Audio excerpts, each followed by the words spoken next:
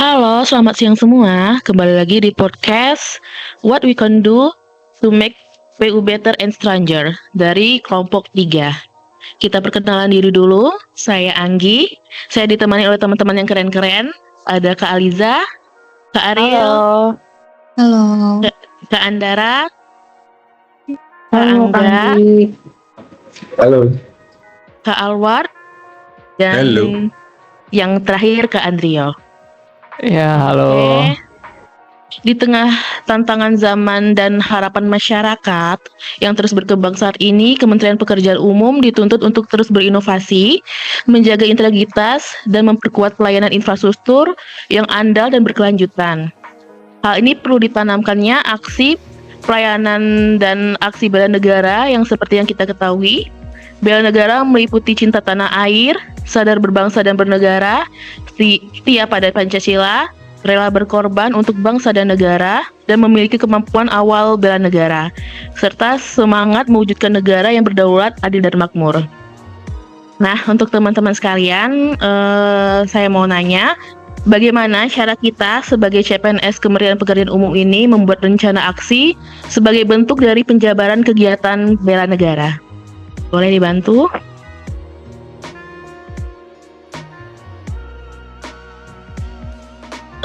Kayaknya Kak Andrio boleh? Oke. Terima kasih atas waktunya Mbak Anggi. Saya di sini bakalan menjelaskan tentang cinta tanah air. Jadi kalau ngomongin cinta tanah air itu sendiri adalah rasa bangga ya, hormat dan tanggung jawab kita terhadap bangsa dan negara. Saya pribadi memaknai itu bukan cuma soal simbolik, tapi tentang aksi nyata dan komitmen profesional kita sebagai bagian dari bangsa. Saya bekerja sebagai ASN di Kementerian di PU, tepatnya di Balai Prasarana BPK Lampung. Dan bagi saya cinta tanah air bisa diwujudkan lewat dua hal utama: dedikasi terhadap tugas dan kontribusi untuk masyarakat. Contohnya, saya berusaha kerja dengan jujur dan tertib. Saya bertugas mengelola arsip dan informasi penting di kantor. Dan itu saya lakukan dengan sebaik mungkin, karena saya sadar semua itu berpengaruh pada pembangunan di daerah. Saya juga mengembangkan e-perpustakaan di lingkungan kerja, tujuannya biar teman-teman lebih mudah mengakses informasi dan peraturan. Ini salah satu bentuk kontribusi kecil saya, bukan pengetahuan, supaya pengetahuan bisa menyebar luas.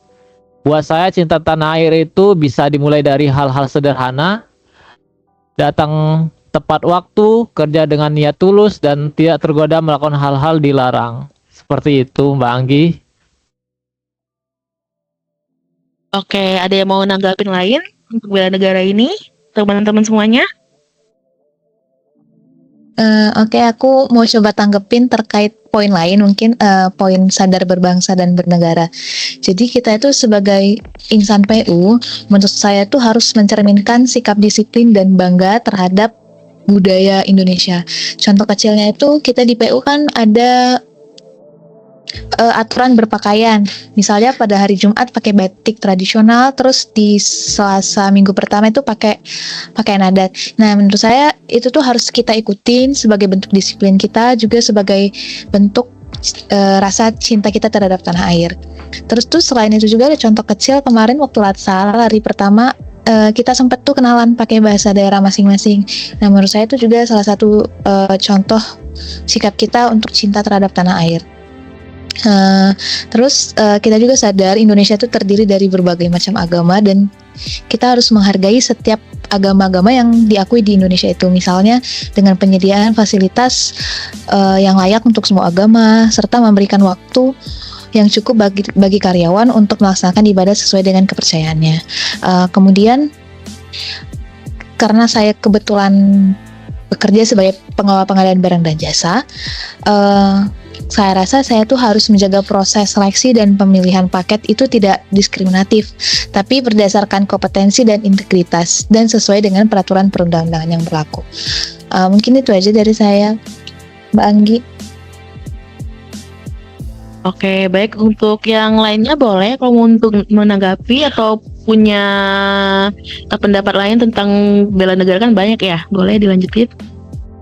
Oke, aku mau jelasin tentang ini ya, apa setia pada Pancasila dasar negara kita. Tadi dari Mbak Ariel sama Bang Andrio juga udah oke gitu kan contohnya. Cuman aku mau lebih ke tentang implementasi Pancasila biar kita balik ke dasar gitu kan. Kita sebutin sesuai Pancasila itu berdasarkan kelima Pancasila itu. Aku sebutin satu-satu ya. Dari sila pertama, misalnya dari ketuhanan yang Maha Esa yang kita ketahui kan. Dari kita sebagai ASN kita tuh harus menanamkan moral dan etika dalam bekerja, kayak menghargai perbedaan agama, sesama rekan kerja, tidak membeda-bedakan, tidak juga kita memaksakan kehendak dan juga memastikan kebijakan publik atau program kerja yang kita lakukan itu harus tinggi toleransi antar umat beragama ya, sesama rekan kerja kita juga gitu. Terus untuk yang sila kedua, kemanusiaan yang adil dan beradab, itu dalam mengamalkan sila kedua ini kita harus melayani masyarakat sebagai rekan juga, kita juga harus secara adil tanpa memandang status sosial, latar belakang, ekonomi atau bahkan politik gitu. Dan kita juga harus menolak segala bentuk diskriminasi. Nah, untuk sila ketiga itu persatuan Indonesia. Untuk ini sudah pasti kita harus menjaga netralitas dan menghindari kepentingan golongan tertentu karena kita bekerja untuk seluruh rakyat Indonesia, tidak untuk mengutamakan kelompok tertentu saja. Nah, untuk sila keempat itu ada kerakyatan yang dipimpin oleh hikmat kebijaksanaan dalam permusyawaratan perwakilan. Sudah jelas kita harus dalam bekerja mengutamakan kesepakatan musyawarah dalam mengambil keputusan bersama. Dan untuk terakhir yaitu ada sila kelima, keadilan sosial bagi seluruh rakyat Indonesia. Udah pasti sebagai ASN terutama kita di Kemenpu ini harus membuat program atau kebijakan dalam pemerataan pembangunan seperti infrastruktur akses air bersih gitulah di seluruh Indonesia. Itu dari saya. Terima kasih. Oke, terima kasih Kak Liza untuk penjelasannya. Untuk rela berkorban dari bangsa dan negara, boleh teman-teman ada yang mau nanggapin? Izin menanggapi ya Kak, untuk poin rela berkorban untuk bangsa dan negara. Kalau kita ngomongin untuk Kementerian PU menjadi lebih baik dan lebih kuat, kita bisa mulai dari hal-hal kecil sederhana yang kayak bekerja dengan jujur, berani mencoba hal baru, sering membantu di lapangan, dan memastikan setiap proyek ini benar-benar memberi manfaat yang nyata. Semangat ini sejalan dengan nilai rela berkorban untuk bangsa dan negara, dengan mendahulukan kepentingan bersama di atas kepentingan pribadi. Selain itu juga bisa memberikan tenaga, pikiran, bahkan waktu demi kemajuan Indonesia melalui kinerja yang baik pada tupoksi masing-masing. Contoh nyatanya tetap turun membangun jembatan darurat setelah banjir dan bekerja sampai malam demi memperbaiki jalan nasional supaya mudiknya itu lancar. Dengan cara itu PU tidak hanya membangun jalan, jembatan sama infrastruktur lainnya, tapi juga membangun kepercayaan dan harapan masyarakat gitu. Yang pada akhirnya setiap karya bisa jadi bukti nyata pengabdian. Dari sini kekuatan PU yang sebenarnya lahir dari kerja yang tulus, keberanian untuk berinovasi, dan nilai niat baik yang terus dijaga serta diperkuat bersama-sama. Seperti itu Mbak Anggi. Oke, makasih Kak Andara. Untuk yang selanjutnya memiliki kemampuan awal bela negara, boleh Kak Anwar? Oke, ya kita bisa menyambungkan ya. Saya kan tadi Mbak Andara itu membicarakan tentang rela berkorban untuk bangsa dan negara. Nah, itu kan untuk kita awalnya kita harus memiliki kemampuan untuk bela negara. Nah, ini saya share dengan pengalaman saya sendiri ya. Istilahnya kan kita khususnya insan-insan yang udah berada di dalam instansi pemerintah ya gitu kan, yang kita otomatis kita udah jadi muka. Berapa kali kita di Pak Widya Suara, Pak Setio itu udah remind kita mau jadi muka seperti apa sih gitu loh. Nah, kalau saya sih menangkapnya seperti ini. Jadi di aspek kemampuan awal itu ada kita harus mencerminkan kecerdasan emosional, spiritual, dan intelektual. Contoh kecil ya, secara emosional kita harus menahan diri gitu, merespon berita-berita yang memang provokatif. Kita tahu sendiri kita bisa dibilang kalau kata ibu saya ini adalah instansi yang danger. Instansi yang istilahnya memang jadi muka, jadi istilahnya jalan rusak sedikit gampang banget gitu loh diprovokasikan. Gedung rusak sedikit gampang banget diprovokasikan. Kita harus bisa menahan respon berita ini secara kepala dingin gitu loh. Kita tahu sendiri lah, kita kerja sampai malam, kita capek-capeknya dapat berita, oh ternyata kerjaan kita nggak bener nih. Nah itu kita harus menahan diri seperti itu. Di situ kita harus bisa mencerdaskan emosional kita. Nah, caranya apa? Kalau saya, jujur saya emang orang yang terbuka gitu loh kepada orang-orang yang saya percayai, khususnya mentor-mentor saya, senior-senior saya yang sudah di sini, saya terbuka gitu loh. Kalau untuk masalah ini gimana ya Bang? Kalau masalah ini gimana ya Mbak? Gitu loh, seperti itu. Jadi soalnya saya percaya yang saya rasakan sekarang itu yang dulu mereka sudah pernah rasakan gitu loh. Nah, jadi itu agar kita tidak mudah tersulut gitu kemarahan dari berita tersebut. Nah, kalau misalnya nggak orangnya bukan seperti saya yang dia emang orang baru. Kita kan sebagai umat beragama, kita harus bisa mencari ketenangan gitu loh di saat beribadah. Jadi kita sekalian memperkuat iman, kita mencari pahala, kita juga lebih tenang gitu mendapatkan semua masalah-masalah. Nah, provokasi ini kan selalu ada kita bilang itu menjanjikan karena gampang banget nyari engagement gitu bahasa kita ya sekarang ya.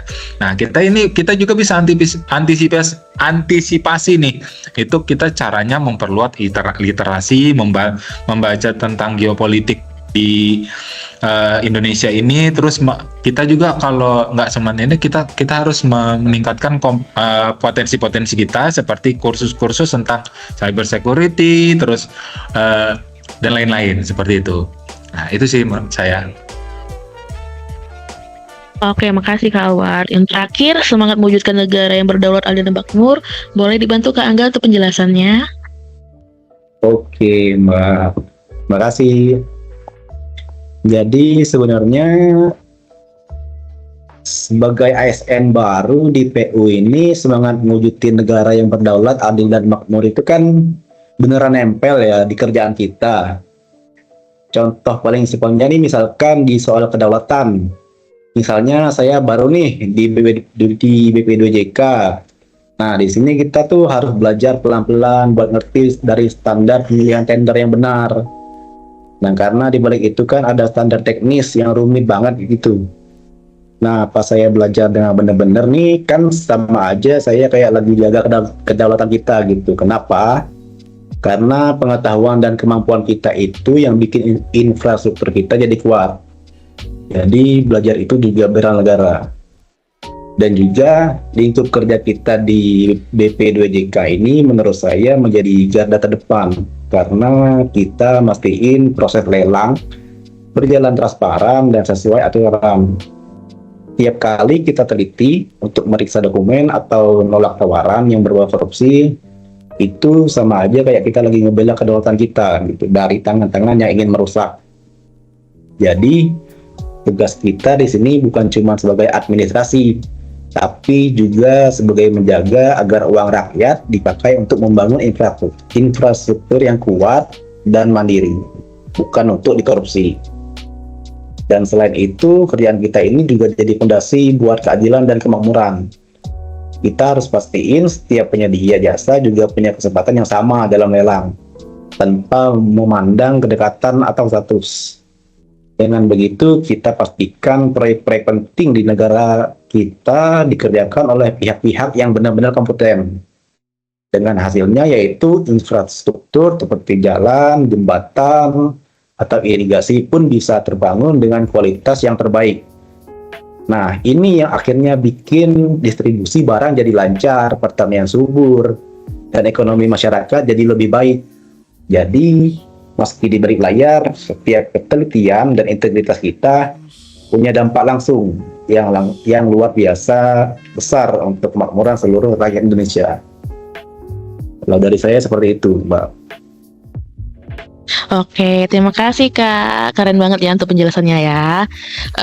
Jadi aku mau narik kesimpulan sedikit. Kesimpulan dari rencana aksi CPNS Kementerian PU sebagai bentuk penjabaran kegiatan bela negara adalah sebagai calon pegawai negeri sipil di Kementerian Pekerjaan Umum, menyusun rencana aksi bela negara merupakan bagian penting dari penguatan semangat nasionalisme, profesionalisme, dan tanggung jawab sebagai aparatur negara, serta berkomitmen melaksanakan rencana aksi negara ini sebagai bentuk pengabdian kepada bangsa.